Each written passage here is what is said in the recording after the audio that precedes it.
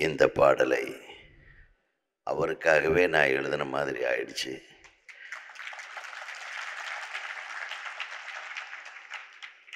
நான் எழுதும்போது நிறைய மனசில் விஷயங்கள் இருந்தது.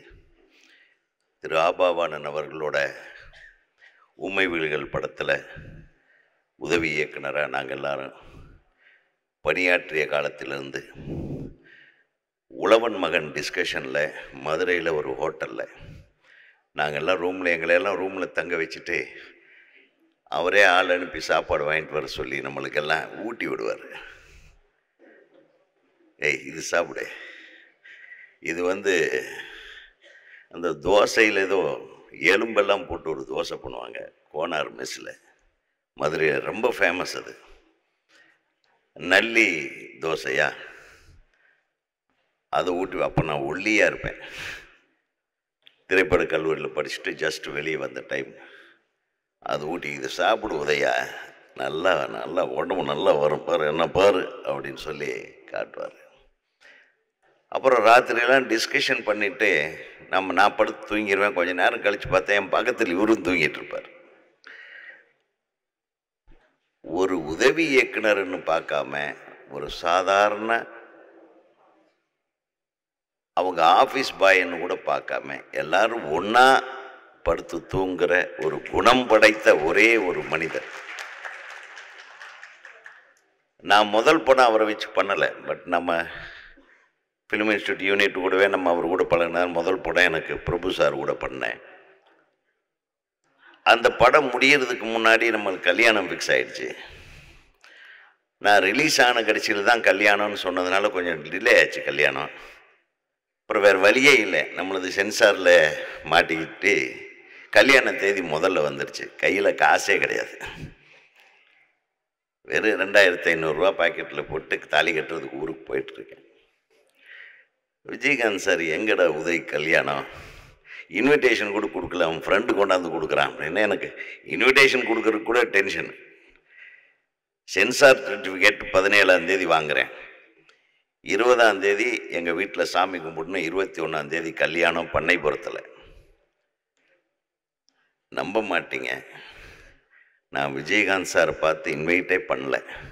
நம்ம உதய்க்கு கையில் காசு இல்லாமல் போகிறானே முதல் படம் ரிலீஸுக்கு முன்னாடி, இப்ராஹிம் ஒரு 4 காரு டிரைவரோடு சேர்த்து அனுப்பி விட்றா அப்படின்னு பண்ணைபுரத்தில் என்னுடைய உறவினர்களை எல்லாத்தையும் அழைத்து வந்தது அவர் கார் தான். கிட்டத்தட்ட ஒரு 4-5 நாள் என் கல்யாணம் முடித்து நான் சொல்கிற வரையில் அந்த கார்கள் அங்கேருந்து கிளம்பக்கூடாதுன்னு அவர் உத்தரவு போட்டிருந்தார். 21ஆம் தேதி கல்யாணம் முடித்து 24ஆம் தேதி ரிசப்ஷன், 26ஆம் தேதி ரிலீஸ். அதுக்கப்புறம் தான் என்னுடைய தலையெழுத்தே தெரிய போகுது. அதோ தயாரிப்பாளர் உட்கார்ந்துட்டுருக்காரு சிவஸ்ரீ சீனு. 24ஆம் தேதி ரிசப்ஷனில் பார்த்தா முதல் சீட்டில் முதல் வரிசையில் அவர் உட்கார்ந்துட்டார். நான் ஒரு பெரிய டைரக்டர்லாம் கிடையாது, சாதாரண அசிஸ்டன்ட் டைரக்டர். ஒரு அசிஸ்டன்ட் டைரக்டர் நல்லா இருக்கணும்னு நினைச்ச ஒரு முதல் கலைஞன் திரைப்பட உலகத்திலேயே விஜய் சார் இருந்தால். நான் விஜய் சார் தான் கூப்பிடுவேன். ரொம்ப என்னை செல்லம் கொண்டாடுவார். அதுக்கு தகுந்த மாதிரி நான் ஒரு படம் பண்ணாலும் இமயத்தில் தூக்கி வச்சு கொண்டாடுற மாதிரி ஒரு படம் பண்ணணுன்றதுக்காகத்தான் நான் கிராண்டியர் படமெல்லாம் பண்ண மாட்டேன். எமோஷனல் கிராண்டியர் அப்படின்னு வேறு ஒன்று இருக்கா அப்படின்னு என்கிட்ட கேட்பார். அது ஒன்றும் இல்லை, கடைசி வரையில் என்கிட்ட கதையே கேட்கல. ராவுதர் சார் மட்டும்தான் கதை கேட்டார். இந்த மாதிரி தோளில் துண்டு போட்டு போனேன். அந்த டைலாக் ஒன்று வருமே, அந்த டைலாக் அவ்வளோதான் கதை அப்படின்ட்டேன். ஏய் உதய் விட்டுறேன், கிழக்கு வாசல் சூப்பராக பண்ணியிருக்காப்புல, ஏதோ பண்ணிடுவான்டா உதய், விட்டுரு, நீ கதையெல்லாம் கேட்காத. அவ்வளோதான் சார். ஒரு சின்ன விஷயத்தை மட்டும் சொல்கிறேன். இரவெல்லாம் கோயம்புத்தூரில் பரதனுங்கிற ஒரு படம், ஃபுல்லாக ஆக்ஷன் ஓரியன்ட் படம். அவினாசி ரோடுன்னு உங்களுக்கு தெரியும், பெரிய மவுண்ட் ரோடு மாதிரி. இந்த பக்கம் பில்டிங்க்கு அந்த பக்கம் பில்டிங்க்கு நடுவில் ரோப்பு, அதில் பறந்து ஷூட் பண்ணிவிட்டு ஆக்ஷன் சீன் நடிச்சிட்ருப்பார் வெடிய. நாங்கள் பொள்ளாச்சியில் சின்ன கவுண்டரில் ஒரு சாதாரண லாட்ஜில், மணிஸ் லாட்ஜில் ரூம். காலையில் 5:30 மணிக்கு அந்த ரூம் கதவு திறந்து என் மேலே தண்ணி ஊற்றிட்டு இருப்பார். எந்திரி கிளம்பலாம் ஷூட்டிங்குன்னு. மனுஷன் தூங்கவே மாட்டாருங்க. ராத்திரியெல்லாம் அந்த படப்பிடிப்பு முடிச்சுட்டு இவ்வளவு இன்ட்ரெஸ்டாக வந்து எங்களையும் அசிஸ்டண்ட்டுகளெல்லாம் எழுப்பி கூப்பிட்டு போயிடுவார். பார்த்தா எனக்கு அப்படியே கண்ணு செக்க செவேன்னு இருக்கும். அவர் கண்ணு, ஐயோ எங்கள் சின்ன கவுண்டர் கண்ணு வெள்ளை வெளியேறுன்னு இருக்கணுமே, சாந்தா சொரூபியாக இருக்கணுமே. நான் என்ன பண்ணுவேன், இந்த தலையை முடி இப்படி கட்டிட்டு படுக்க வச்சுருவேன். நீங்கள் நல்லா தூங்குங்க, நான் சொல்கிறப்ப எந்திரிச்சா போதுன்னு.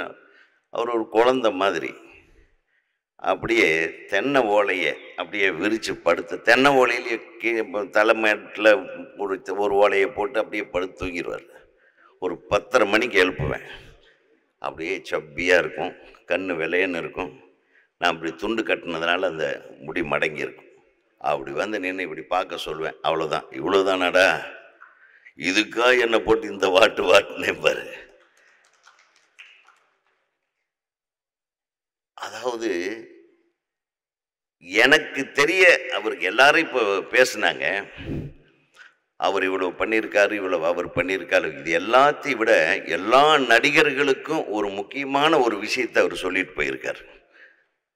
தயவுப்படி நான் அதிக பிரசங்கித்தனமாக பேசுகிறேன்னு நினைக்க வேண்டாம். ஒரு டிரைவர் கூட, யோ வண்டி ஏன் இப்படி ஓட்டுறேன்னு சொன்னா, யோ நான் எவ்வளோ வருஷம் டிரைவர் தெரியுமா அப்படின்னா அந்த டிரைவருக்கு உண்டான ஈகோவை காட்டுவான். ஒரு அசிஸ்டண்ட்டு கூட ஈகோவை காட்டுவான்.